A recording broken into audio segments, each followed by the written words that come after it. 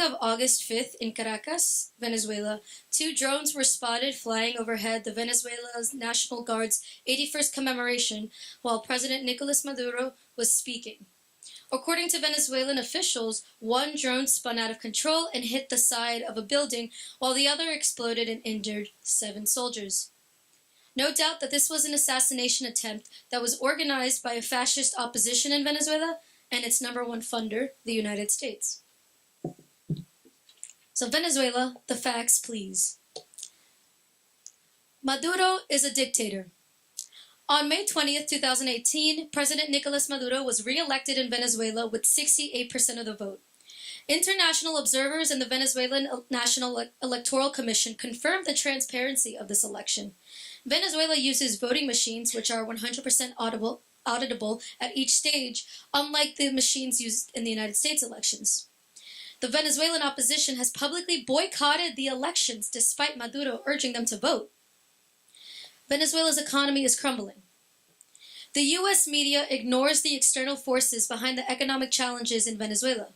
In short, the United States has intentionally sabotaged Venezuela through economic warfare and sanctions, collaborating with other nations to destabilize oil prices and funding violent right-wing groups. The U.S. has attempted to destabilize Venezuela's currency. When Venezuela nationalized its oil industry for its people and resisted the United States' interference, they were punished. When other Latin American countries invite the U.S. to control its government, they are rewarded with billions of dollars that go into the pockets of oligarchs. Y'all know who I'm calling out? Colombia. The opposition wants peace. The Venezuelan opposition comes from a Criollo bourgeois class that is racist, sexist, and seeks to exploit black, indigenous, and working-class Venezuelans all over again. The United States media has taken protest deaths out of context and blamed it on the state. Members of Vente Venezuela, an opposition group, have shot and killed civilians while the United States frames them as freedom fighters. Violent. Orlando Figuera was a 17-year-old Afro-Venezuelan teen who was set on fire by the opposition for being a supporter of the Bolivarian Revolution. The opposition leader, Julio Borges, has called for banks to freeze accounts of Venezuelan leaders. In 2017, the opposition also burned 40 tons of subsidized food and lit them on fire while saying Venezuelans are dying of starvation. Well, what has this government done for its people? Poverty in Venezuela has been reduced since the nationalization of the oil industry. The abundant revenue has been used to invest in social programs for the people. Government spending on Venezuela has increased by 60% in the past 10 years.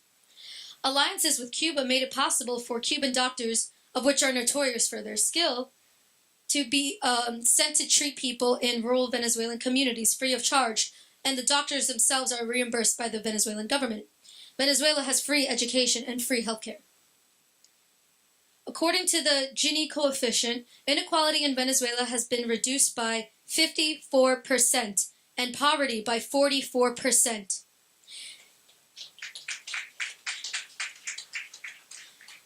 In 1996, 70% of Venezuelans lived in poverty. By 2010, 21% of Venezuelans lived in poverty. Chavez initiated a program called Misiones, an anti-poverty program which benefited 20 million people. Pre-Chavez, 387,000 elderly people received pensions. Now, 2.1 million elderly people receive pensions. Additionally, UNESCO has recognized that the illiteracy in the Bolivarian Republic has been eliminated. 72% of children attend public daycare, while 85% of school-aged children are in public school. Venezuela is rated number 2 of Latin American nations with students in universities, while being 5% in the world proportionately. So, our job here, being in the belly of the beast, being in the imperial core, is to defend Venezuela's sovereignty and to make sure that this government that we live in keeps its hands off Venezuela. That is our job, and that is exactly what we're here to fight for. So I want to end with this. Chavez vive, la lucha sigue. Chavez vive,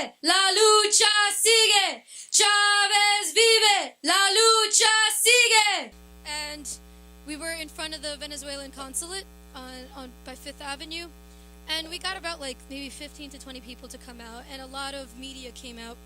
Some interviews were conducted in English and in Spanish, and it was just overall very good. You know, we were able to pass out flyers with some of the facts on Venezuela, and made some connections with other people to come out in the future.